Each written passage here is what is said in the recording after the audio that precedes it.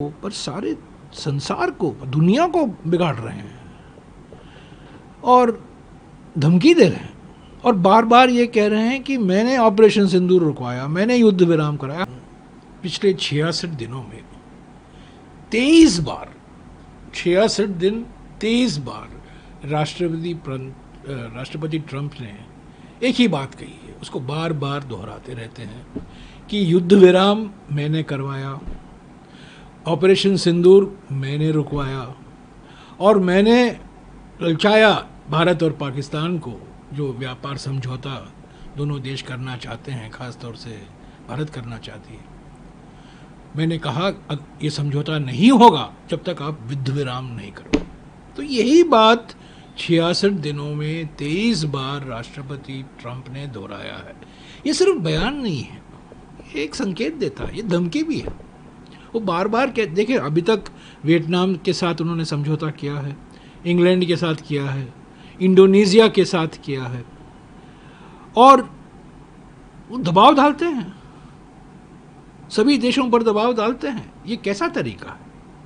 अंतर्राष्ट्रीय समझौता है, अंतर्राष्ट्रीय व्यापार संगठन है, सभी देश 160 देश उसके सदस्य हैं, बातचीत होती है, लेन देन होता है, कॉम्प्रोमाइज़ होता है, एडजस्टमेंट होता है। ये एक तरफा अचानक अंतर्राष्ट्रीय स्तर पर जो ट्रेड, अभी व्यापार की बात हो रही है, एक तरफा हो रहा है।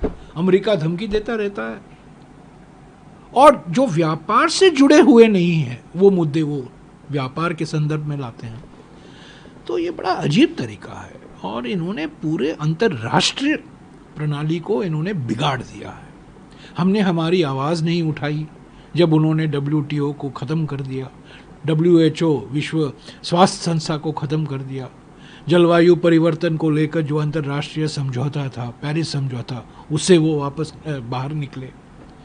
तो राष्ट्रपति ट्रंप तो न केवल अमेरिका को पर सारे संसार को, दुनिया को बिगाड़ रहे हैं और धमकी दे रहे हैं और बार बार ये कह रहे हैं कि मैंने ऑपरेशन सिंदूर रुकवाया, मैंने युद्ध विराम कराया। हमारे प्रधानमंत्री तो बिल्कुल चुप हैं। अभी 21 तारीख से पार्लियामेंट शुरू होने वाला है, सारे विपक्ष पार्टियां एक हैं।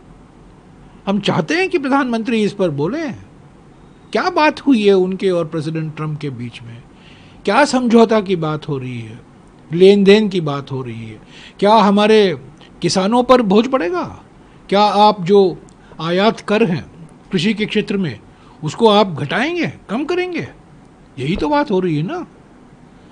तो हमारे कृषि के क्षेत्र पर, हमारे लघु और मध्यम वर्ग के उद्योग हैं, MSME पर, उसका क्या असर होगा? तो ये सब मुद्दे पार्लियामेंट में इस पर बहस होनी चाहिए और हम ज़रूर मांग करेंगे। ऐसे तो और महत्वपूर्ण भी मुद्दे भी हैं। पहलगाम को लेकर आज तक आतंकवादी जो जिम्मेदार थे पहलगाम के, वो आज तक न्याय के कटघरे में नहीं आए हैं, आज तक। और लेफ्टिनेंट गवर्नर मनोज सिन्हा जी ने स्वीकार किया है कि सुरक्षा, भारी सुरक्षा लापरवाही या चूक हुई थी, सिक्योरिटी लैप्स था। तो एक मुद्दा तो वही है ना, और दूसरा तो नोटबंदी का मुद्दा है।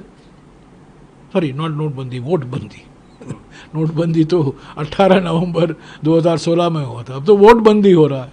और पहले तो शुरुआत बिहार में हो रहा है और सारे अलग अलग राज्यों में वोटबंदी कराने में निकले हुए हैं इलेक्शन कमीशन, प्रधानमंत्री और गृह मंत्री के इशारे पर। तो उस पर भी हम बहस चाहेंगे। तो ऐसे कई मुद्दे हैं। पहलगाम का मुद्दा, सिंदूर का मुद्दा है, ट्रंप का मुद्दा है, ये इलेक्टरल रोल रिविजन जो वोटबंदी है उस पर है। तो ये सब मुद्दे हम उठाएंगे। इंडिया गठबंधन की पार्टियां मिलेंगी, उम्मीद करते हैं अगले कुछ दिनों में ये जो अध्यक्ष हैं, पार्टियों के अध्यक्ष हैं, उनकी एक बैठक होगी, इस पर बातचीत होगा। और 21 तारीख से तो फ्लोर लीडर्स जो हैं तो वो मिलते तो रहेंगे, और तो मिलते रहते हैं हर रोज़। पर देखिए 21 दिन में अब ये सब मुद्दे हम उठाएंगे। सर, यही मैं पूछना चाह रहा हूँ आपसे कि और 20 तारीख को तो एक औपचारिकता है।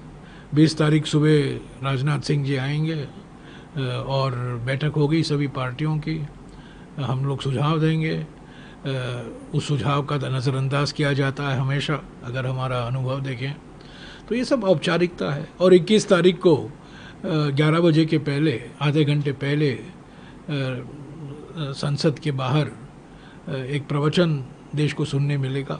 देश के नाम एक संदेश देंगे प्रधानमंत्री, रचनात्मक सहयोग मांगेंगे, हम सभी मुद्दों पर चर्चा करने के लिए तैयार हैं की घोषणा करेंगे। ये तो हमेशा करते हैं, ये तो एक औपचारिकता है ना, एक ड्रामा है।